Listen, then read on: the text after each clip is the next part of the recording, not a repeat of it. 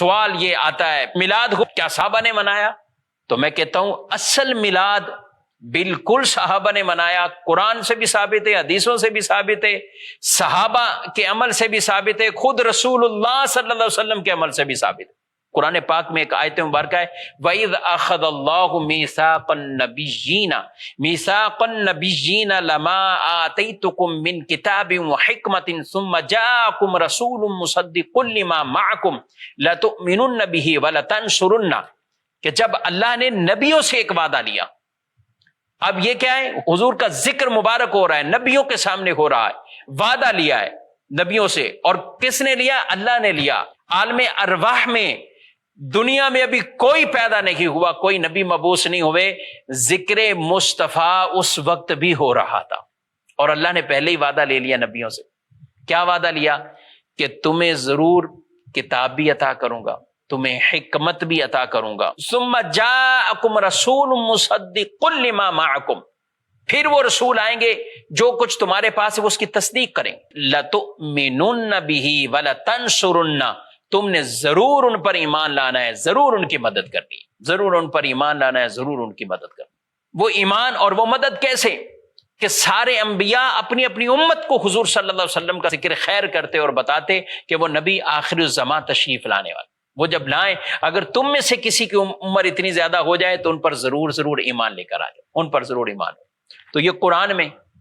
اچھا، صحابہ کرام علیہ مردوان ایک مرتبہ بیٹھے، نبی پاک صلی اللہ علیہ وسلم ان کے پاس تشریف لائے اور ارشاد فرمایا ما اجلسکم، تمہیں کس چیز نے بٹھایا یہاں پر؟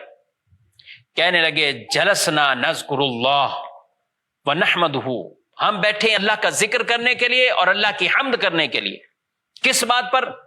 الا ما ہدانا للاسلام، اس بات پر کہ اللہ نے ہمیں اسلام کی ہدایت عطا فرمائی، ومن بہ علینا، اور ہم پر جو احسان کیا ہے اللہ نے آپ کے اس وجہ سے، اور روایات میں ومن بکا، آپ کی ذات کے حوالے سے جو ہم پر احسان ہوا ہے کہ اللہ نے آپ کی ذات ہمیں عطا فرمائی، ہمیں آپ کا امتی بننے کا شرف دیا، ہم اس پر اللہ کی حمد بیان کرنے کے لیے اور اللہ کا شکر ادا کرنے کے لیے یہاں بیٹھے۔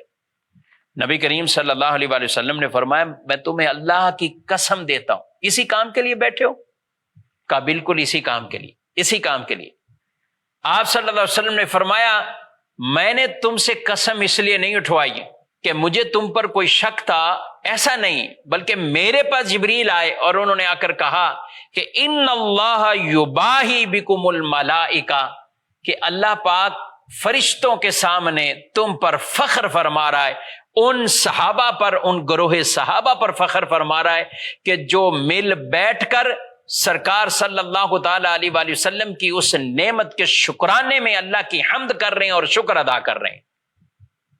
اللہ بفخر فرما رہا ہے، یہ صحابہ بیٹھے ہیں حضور صلی اللہ علیہ وسلم کا ذکر خیر کر رہے ہیں۔ بلکہ ایک مرتبہ یہ بھی ترمذی شریف کی حدیث ہے، رسول اللہ صلی اللہ تعالی علیہ وسلم تشریف لائے تو صحابہ بیٹھے ہوئے آپس میں، ان میں سے کوئی ایک کھڑا ہو کر بات کرتا ہے اور کہتا ہے ابراہیم علیہ السلام خلیل اللہ ہے، آدم علیہ السلام صفیہ اللہ ہے، موسیٰ علیہ السلام کلیم اللہ ہے، عیسیٰ علیہ السلام روح اللہ ہے، کلمت اللہ ہے، یعنی جو ان کے القابات تھے، جو اللہ نے انہیں شان عطا فرمائی، یہ سب کچھ بیان کر رہے تھے۔ سرکار صلی اللہ علیہ وسلم تشریف لے آتے، صحابہ بیٹھے ہیں، انبیاء کا ذکر خیر کر رہے ہیں، حضور تشریف لائے اور فرمایا سمعت کلامکم وعجبکم، میں نے تمہارے تعجب کو بھی سنا، میں نے تمہارے کلام کو بھی سنا۔